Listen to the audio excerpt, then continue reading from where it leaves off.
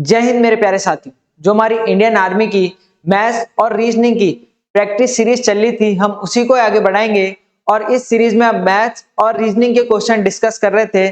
साथ ही साथ इसमें हम प्रीवियस ईयर क्वेश्चन डिस्कस करेंगे और वो सारे क्वेश्चन डिस्कस करने वाले हैं जो आपके आर्मी के एग्जाम के पॉइंट ऑफ व्यू से इंपॉर्टेंट रहेंगे। ठीक है, तो चलिए शुरू करते हैं आज की क्लास। और ये क्लास बिल्कुल बेसिक से जीरो लेवल से मैं क्वेश्चन स्टार्ट कर रहा हूं जैसे आपके एग्जाम में आते हैं। सबसे पहला सवाल कह रहा है कि दो संख्याओं का HCF और LCM कितना है? 28 और 420 420 है। यदि एक संख्या 21 है तो दूसरी संख्या ज्ञात करो। सबसे पहले आपको डाटा लिख लेना है कि आपको डाटा दिया क्या है। तो कह रहा है दो संख्याओं का HCF और LCM दे रखा है आपको। तो यहाँ पे पहले मैं लिख लूंगा कि मुझे HCF कितना दे रखा है, तो HCF 28 दे रखा है और फिर LCM दे रखा है मुझे कितना, LCM दे रखा है 420। एक संख्या आपके पास 21 दे रखी है तो मैंने मान ली फर्स्ट नंबर या पहली संख्या आपके पास क्या दे रखी है 21। आपसे क्या बोल रहा है, सेकंड नंबर ज्ञात करो, दूसरी संख्या ज्ञात करो। ठीक है, ये आपसे पूछ रहा है। अब देखो LCM HCF में आपके पास एक सिंपल सा फॉर्मूला होता है इस क्वेश्चन के लिए। फॉर्मूला कहता है पहली संख्या फर्स्ट नंबर, पहली संख्या जिसे आप बोलते हो फर्स्ट नंबर, इनटू दूसरी संख्या जिसे आप बोलते हो second number, equal to HCF into LCM। ये सिंपल सा फॉर्मूला होता है और इसमें मैं क्या करूंगा, वैल्यू पुट करते हुए चलूंगा। तो जब आप इसमें वैल्यू पुट कर रहे होंगे तो पहली संख्या कितनी दे रखी है आपको, आपने बोला भाई 21। दूसरी संख्या आपने निकालनी है तो सेकंड नंबर को एज इट इज लिख दिया, इक्वल टू HCF कितना दे रखा है, तो आप बोलोगे HCF दे रखा है 28 और LCM कितना दे रखा है, तो आप बोलोगे LCM दे रखा है 420। ठीक है, और ये 21 यहाँ मल्टीप्लाई में, तो अगर ये इस तरफ जाएगा तो काई में चले जाएगा, डिवाइड में, भागे में। तो यहां से आप बोलोगे सेकंड नंबर हमारे पास क्या निकल के आ जाएगा, 28 इंटू 420 अपॉन 21।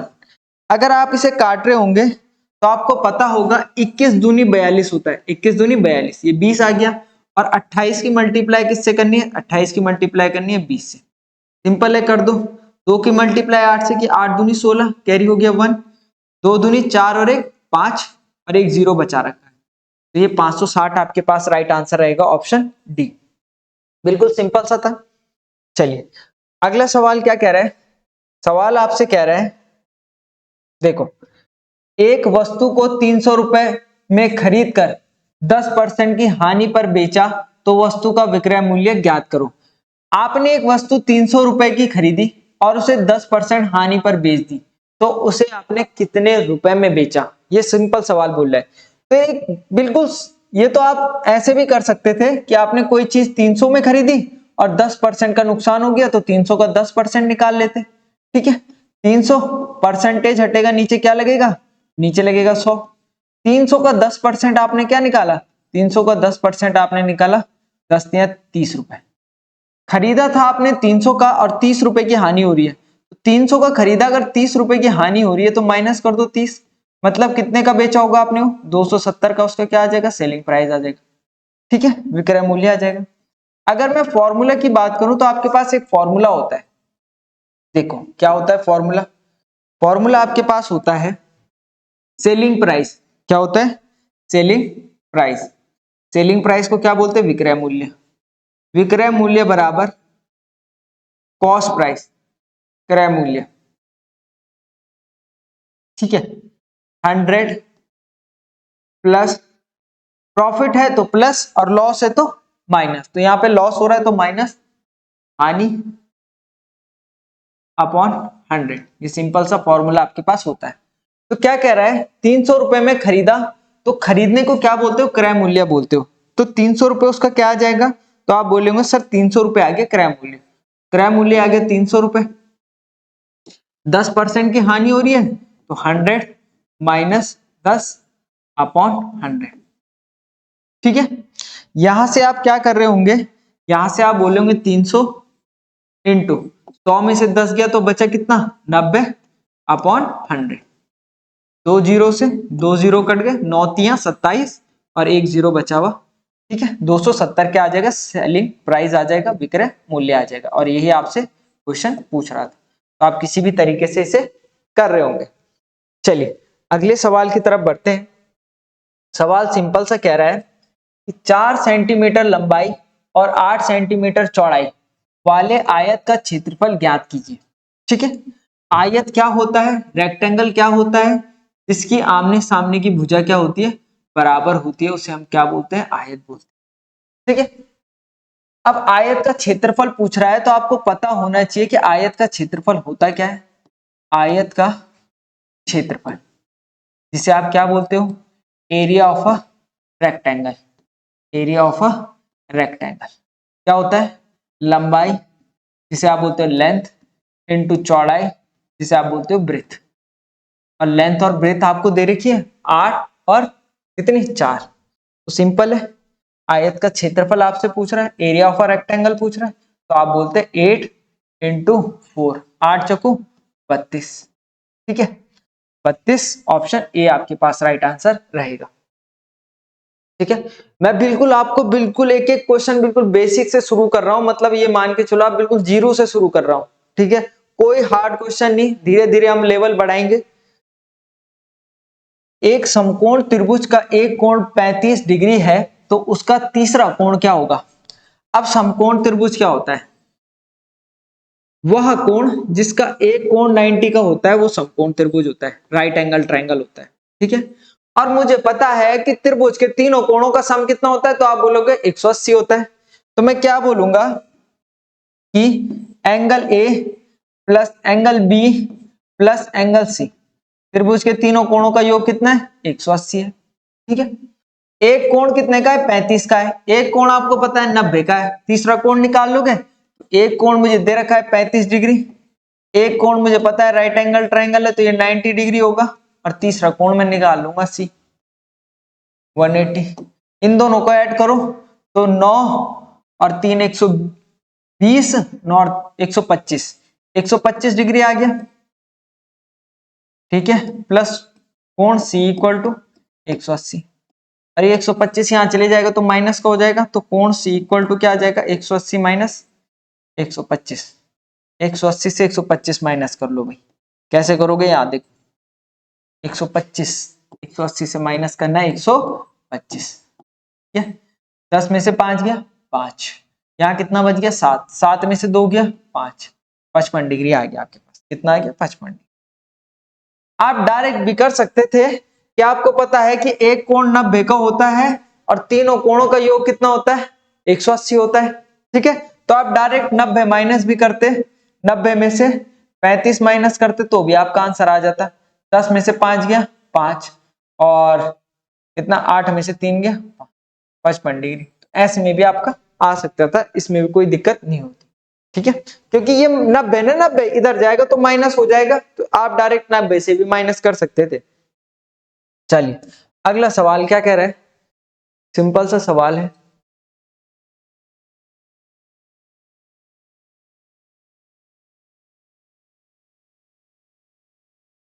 सवाल है कि आपके पास 12x माइनस 1 इक्वल टू दे रखा है 143। मुझे बताओ ये 1 यहां से अगर इधर जाएगा तो इसके साइन चेंज हो जाएंगे, या माइनस का इधर जाके क्या हो जाएगा, प्लस का हो जाएगा।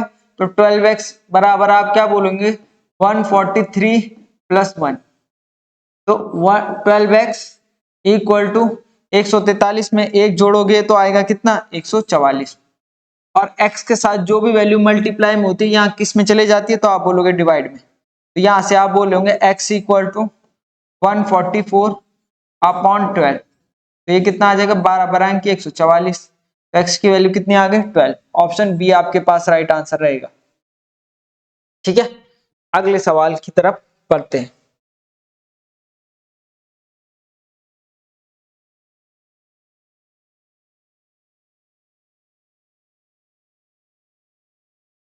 सवाल कह रहा है यदि 6, 9, 7, 12 और x का औसत 9 है तो x का मान ज्ञात करो।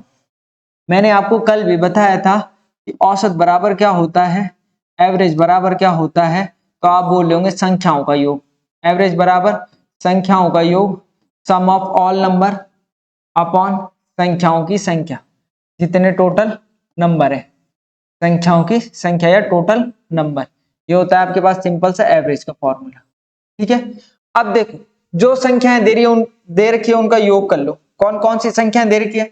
6 plus 9 plus 7 plus 12 plus x, और इन नंबर का औसत क्या है? 9 है। तो औसत कहाँ आएगा? औसत आएगा बराबर में। औसत कितना दे रखा है? 9 दे रखा है। अपॉन कितने नंबर है? नीचे क्या आएगा? टोटल नंबर, 1 2 3 4 5, टोटल 5 नंबर है। कितने नंबर है? टोटल 5। अब ये 5 यहाँ चले जाएगा, नीचे डिवाइड में उस तरफ जाएगा तो क्या में चेंज हो जाएगा? मल्टीप्लाई में। तो यहां से आप बोल रहे होंगे कि मेरे पास वैल्यू आएगी 6 plus 9 plus 7 plus 12 plus x equal to 9 पंजे 45, डायरेक्ट लिख लिया मैंने। ठीक है, इनको ऐड कर रहे होंगे तो 12 और 6 होता है 18, 18 और 9 होता है आपके पास कितना? 9 दूनी 18, 9 तीन 27, 27 और 7 होता है आपके पास 7 और 7 14, 34, 34 प्लस x इक्वल टू 45। अब ये 34 इधर जाएगा तो किसका हो जाएगा? तो आप बोलोगे सर ये हो जाएगा माइनस का। तो यहां से आप बोल रहे होंगे कि हमारे पास वैल्यू निकल के आएगी x इक्वल टू 45, और ये कहां चले गया? 34 उधर चले गया, तो किसका हो गया? माइनस 34। माइनस कर दो। अरे माइनस करने में दिक्कत हो रही तो ऐसे लिखो 45 माइनस 34। ठीक है, 5 में से 4 गया तो 1 बचा, 4 में से 3 गया 1 बचा, 11 आपके पास क्या रहेगा? राइट आंसर रहेगा। ऑप्शन कौन सा? Option A. चलिए अगले क्वेश्चन की तरफ बढ़ता हूं। उम्मीद कर रहा हूं आपको चीजें समझ में आ रही होगी, है ना? देखो अगर आज से आपने हमारी ये सीरीज फॉलो कर ली ना, तो जब तक आपका एग्जाम आएगा तब तक आप इजीली हर एक क्वेश्चनों को आराम से सॉल्व कर रहे होंगे। ठीक है, चलिए भाई, और सीरीज पसंद आ रही हो तो दोस्तों के साथ शेयर कर दीजिएगा। कह रहा है ए और बी का अनुपात 5:7 है तथा उनका गुणनफल 140 है, तो ए का मान ज्ञात करो। तो ए और बी दे रखे हैं आपको कितना? ए और बी दे रखे हैं आपको 5:7। तो ए को मान लिया मैंने 5x और बी को मान लिया 7x, और इनका गुणनफल, गुणनफल मतलब प्रोडक्ट मल्टीप्लाई, कितना दे रखा है? 140। यहां तक कोई दिक्कत? चलिए देखो 5 सत्ते कितना होता है? तो आप बोलोगे 5 सत्ते होता है 35, और x इंटू एक्स कितना होता है? तो आप बोलोगे x इंटू एक्स होता है एक्स स्क्वायर इक्वल टू 140। यहां से 35 का में चले जाएगा, डिवाइड में चले जाएगा, तो यहां से आप बोलेंगे x square equal to 140 upon 35। 5 से काटो सिंपली, 5 से अगर आप इसे काट रहे होंगे तो 5 सत्ते 35 होता है। ठीक है, 5 दूनी 10 होता है, कितना बच गया? 4 बच गया, 40 हो गया, 8 पंजे 40, 7 कितनी बार आएगा? 7 चौको 28, मतलब एक्स स्क्वायर इक्वल टू कितना आ गया आपके पास? 4। एक्स स्क्वायर इक्वल टू अगर 4 आ गया तो हमेशा याद रखना, अगर इस तरफ से स्क्वायर हटेगा तो इस तरफ क्या आएगा? स्क्वायर रूट आएगा। और x इक्वल टू √4, और √4 किसका होता है? तो आप बोलोगे √4 होता है 2 का। तो x की वैल्यू कितनी आ गई? 2 आ गई। अगर x की वैल्यू 2 आ गई तो आपसे क्या पूछ रहा है? a का मान ज्ञात करो, और a की वैल्यू कितनी है? तो a की वैल्यू है 5x। तो यहां से आप बोलोगे 5x इक्वल टू 5 इंटू 5 दूनी कितना होता है? 10। आपके पास क्या रहेगा? राइट आंसर रहेगा। कोई दिक्कत? चलिए भाई अगले सवाल की तरफ बढ़ते हैं।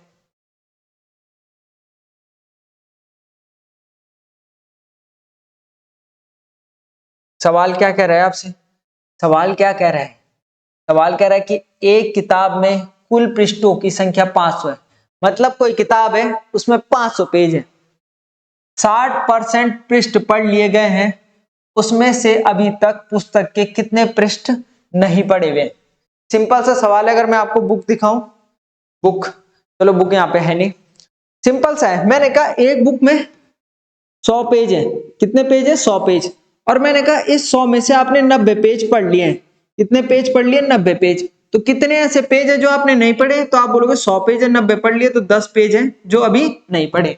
इसी तरीके से परसेंटेज में होता है। एक किताब में माना 100% पेज है, और मैंने कहा आपने 80% पेज पढ़ लिए। कितने पेज पढ़ लिए? 80%। तो कितने परसेंट ऐसे हैं जो नहीं पढ़े? तो आप बोलोगे 20% जो है मैंने अभी नहीं पढ़े। ठीक है, ये सिंपल कॉन्सेप्ट है। अब एक किताब में कुल 500 पेज है, तो टोटल पेज है 500। ठीक है, 60% पढ़ लिए हैं, टोटल अगर 100% पेज रहे होंगे और उस बंदे ने 60% पढ़ लिए हैं, ठीक है, तो कितने परसेंट नहीं पढ़े? तो आप बोलोगे 40% जो है वो अभी नहीं पढ़े। तो 500 का सीधा सीधा 40% निकाल देते, आपका आंसर आ जाता। परसेंटेज हटेगा, नीचे क्या लगेगा? 100 लगेगा। तो 500 इंटू 40/100, आप 2 जीरो से 2 जीरो काट लोगे, 5 चौको 20 हो जाएगा और 1 जीरो और बचा हुआ 200। आपके पास क्या रहेगा? राइट आंसर की 200 पेज जो है उसने अभी नहीं पढ़े। अब देखो कई कई स्टूडेंट क्या गलती कर लेते हैं, है 500 पेज ही। कितने पेज है? 500 पेज, ठीक है। अब वो कह रहा है कि 500 में से कितने पेज पढ़ लिए हैं? तो 500 में से उसने 60% पढ़ लिए हैं। तो 500 का लोग स्टूडेंट 60% तो निकाल लेते हैं। 500 का क्या निकाल लेते हैं? 60% और 60 परसेंटेज हटेगा, नीचे 100 लगेगा। 2 जीरो से 2 जीरो कट गए, 5 छके 30, 300 आ गया। अब 300 वो पेज हैं जो पढ़ लिए हैं। 300 कौन से पेज है? जो उस व्यक्ति ने पढ़ लिए। पर आपसे पूछ रहा है कि अभी तक पुस्तक के कितने पृष्ठ नहीं पढ़े हैं, वो आपको बताने।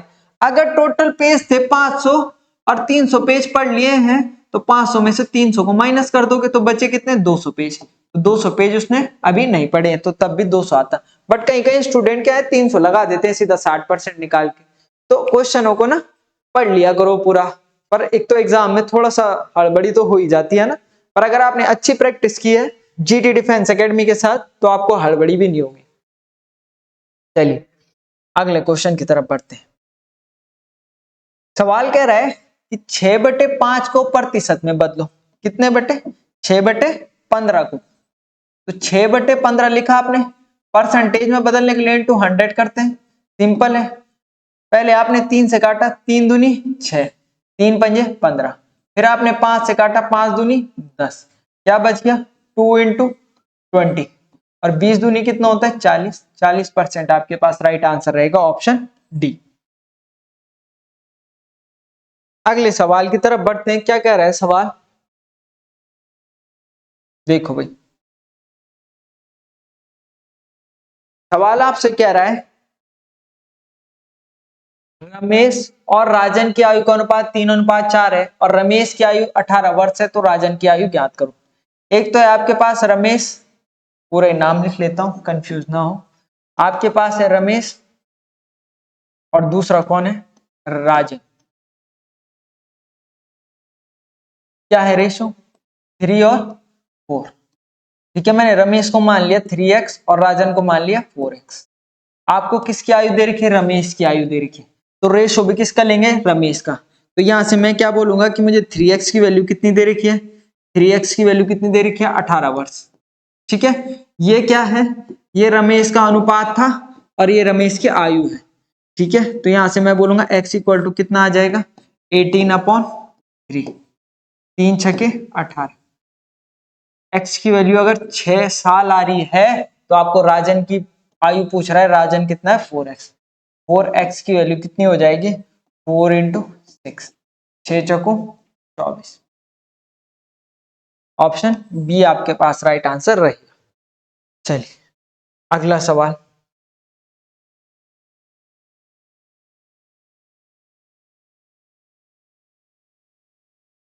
सवाल कह रहा है एक आदमी दूध बेचता है जिसमें 900 मिलीलीटर दूध है और 100 मिलीलीटर पानी है, तो दूध और पानी का अनुपात ज्ञात करो। एक तो मिल्क है और एक क्या है? वाटर है। सिंपल है, ये 900 है, ठीक है, और ये कितना है? 100। कुछ नहीं करना था आपने, 2 जीरो से 2 जीरो काट देते, 9:1 आ जाता। 9:1, ऑप्शन ए राइट आंसर रहता। अगला सवाल।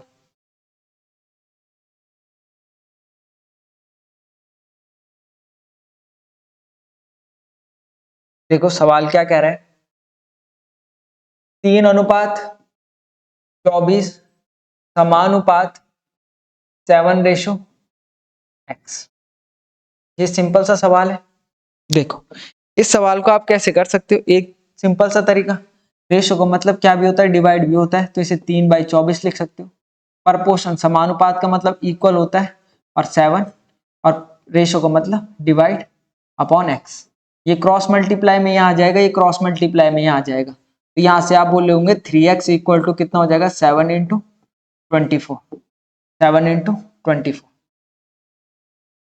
x के साथ जो भी वैल्यू होती है वो कहाँ जाती है डिवाइड में, तो यहाँ से आप बोलेंगे x इक्वल टू कितना हो जाएगा 7 इंटू 24 अपॉन 3।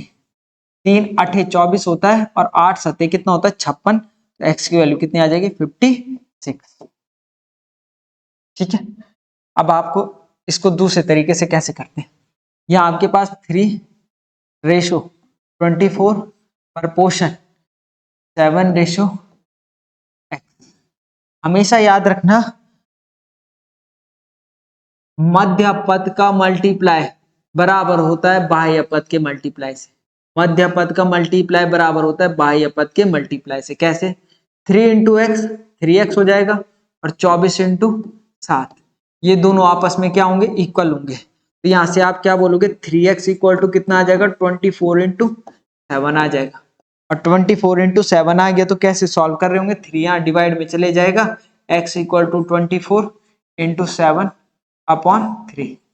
3 8 3 24 8 7 56, वही आपके पास राइट आंसर आ रहा हो। कोई दिक्कत? चलिए अगले सवाल की तरफ बढ़ते हैं।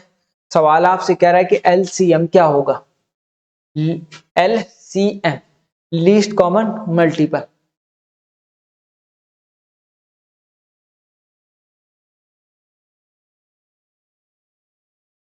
चलो देखो भाई, इसका एलसीएम बोल रहा है 20 40 60 और 80। निकाल लेंगे भाई इनका एलसीएम, बहुत आसान होता है एलसीएम निकालना।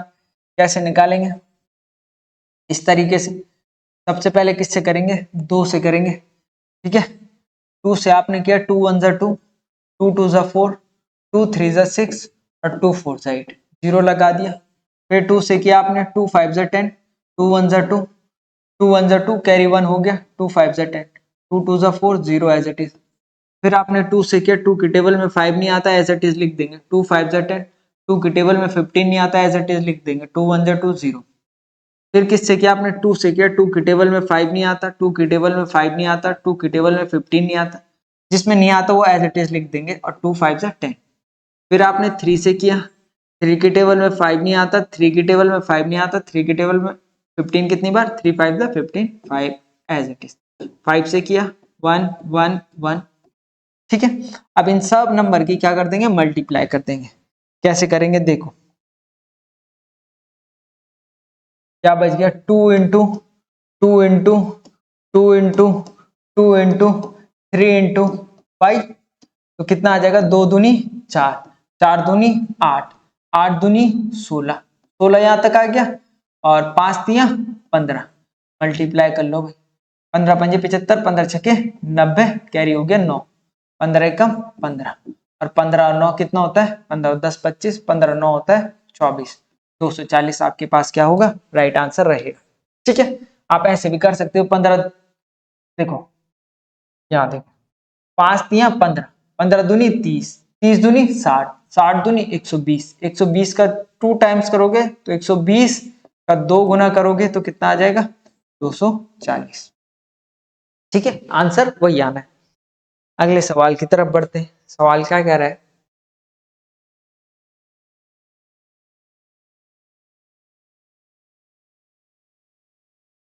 सवाल कह रहा है सेम ही है ये तो LCM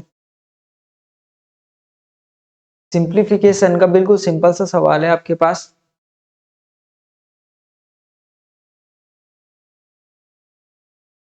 two into 3 plus bracket के अंदर है 1/3 माइनस 1/3। अरे बहुत सिंपल सा सवाल था, कंफ्यूज कुछ नहीं होना था। मुझे बताओ अगर मैं 2 में से 2 माइनस करूंगा तो कितना आएगा 0 आ जाएगा। किसी भी संख्या से उसी संख्या को माइनस करोगे तो 0 आ जाता है। ये देखो, अच्छा 1/3 है ये, तो ये 1/3 प्लस का, ये 1/3 माइनस का, उसी से वही संख्या माइनस करनी है तो ये 0 आ जाएगा। और 2 इंटू 3 प्लस 0 मतलब 3 दूनी 6 आ गया आपके पास ऑप्शन बी। कुछ भी नहीं था सवाल में। अगला सवाल क्या कह रहा है,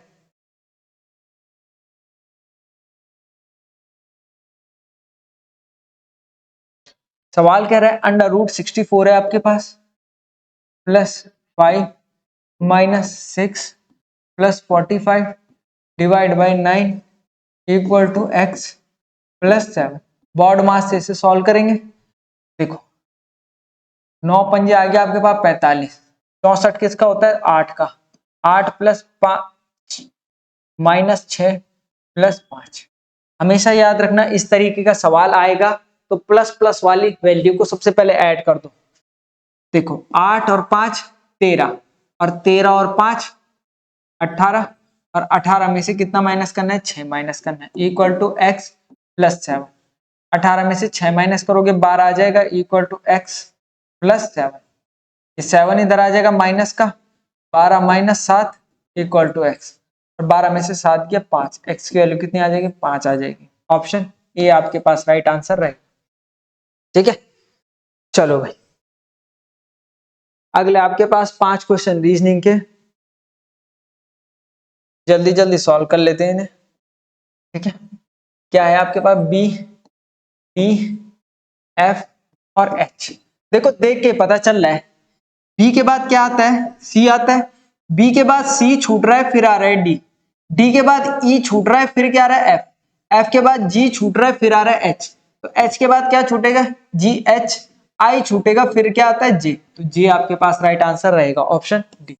दूसरा तरीका, बी का कम नंबर होता है 2, डी का 4, एफ का 6, एच का 8, तो 2 में क्या जोड़ू 4 आ जाए तो +2, 4 में क्या जोड़ू 6 आ जाए +2, 6 में क्या जोड़ू 8 आ जाए +2, तो आगे भी क्या होगा +2 ही होगा क्योंकि +2 की सीरीज चल रही है, तो 8 में 2 जोड़ोगे 10 आएगा, और 10 किसका होता है जे का होता है। ठीक है भाई, अगले सवाल की तरफ बढ़ते हैं।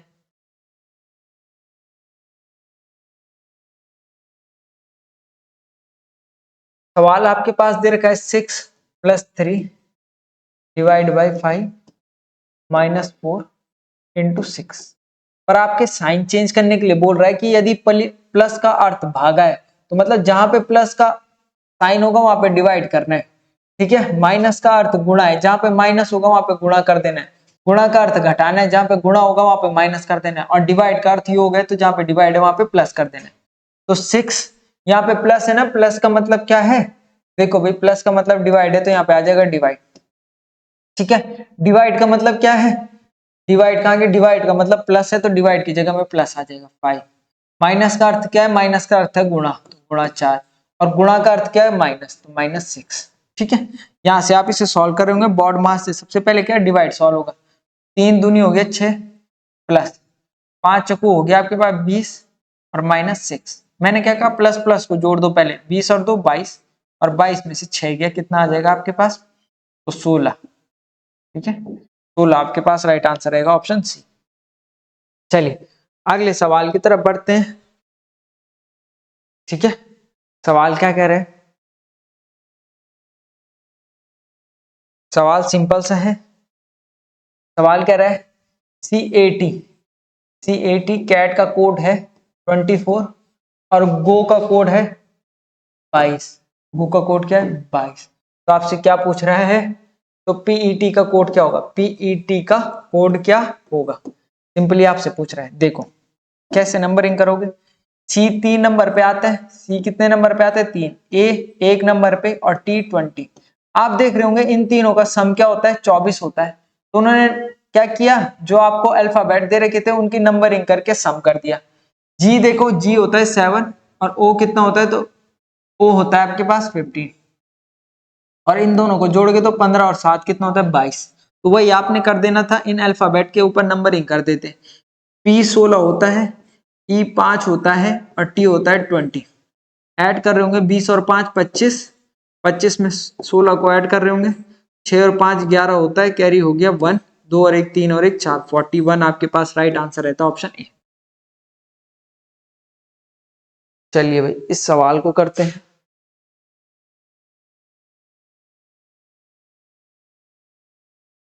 क्या है सवाल, 21 45 93, और यहाँ पे मिसिंग नंबर है और अगला नंबर है 381। देखो आप देख रहे होंगे 21 का डबल होता है 42, तो 21 दूनी होता है 42, और 42 और 3 होता है 45। अब मैं क्या करूंगा 45 का डबल करके और +3 करके देखूंगा, अगर 93 आ रहा है तो मैं सीरीज में सही चल रहा हूं, तो 45 का डबल करूंगा मैं 90, और 90 में 3 जोड़ूंगा तो 93, बिल्कुल सही। तो आगे भी मैं क्या करूंगा, इंटू 2 प्लस 3 करके देखूंगा। तो 93 का मैं 2 टाइम्स कर रहा हूँ तो 3 दूनी 6 होता है और 9 दूनी 18 होता है, 186। और 186 में अगर मैं ऐड करूंगा 3 तो 189 मेरे पास निकल के आता है। ठीक है, 189। अब देखो यहाँ पे क्या आएगा 189। एक बार मैं क्रॉस चेक कर लूंगा कि अगर 189 का 2 टाइम्स और प्लस 3 करके 381 आना चाहिए। तो 189 का 2 टाइम्स करूंगा, 9 दूनी 18 कैरी हो जाएगा 1, 8 दूनी 16 और 1 17 कैरी हो जाएगा 1, 2 एकम 2 और 1 3, 378। 378 में 3 ऐड करोगे, 8 और 3 11 कैरी हो गया 1। ठीक है, 7 और 1 8, 381 आ रहा है ना। तो इसका 189 होगा ऑप्शन, ऑप्शन ई लिख लेना, 189 is the right answer. PDF के लिए आप टेलीग्राम चैनल ज्वाइन कर सकते हो भाई। तो आज के लिए इतने क्वेश्चन थे भाई। ठीक है, बाकी आपको कोई भी डाउट हो ना तो ये हमारा हेल्पलाइन नंबर है 7983636257। इसमें आप कॉल से कर सकते हो, आपके सारे डाउट जीटी डिफेंस एकेडमी द्वारा क्लियर कर दिए जाएंगे। और अगर आपको सीरीज अच्छी लग रही हो तो अपने दोस्तों के साथ जरूर शेयर कीजिएगा। ठीक है, बाकी प्रीवियस ईयर हमने पूरे बना दिए हैं 2023 के, ऑल शिफ्ट जितनी भी शिफ्ट हुई थी, और 2024 के। ठीक है, अगर ये आपको पीडीएफ चाहिए तो आप ले सकते हो, है ना। और बाकी आपसे मिलते हैं नेक्स्ट वीडियो पर, तब तक के लिए जय।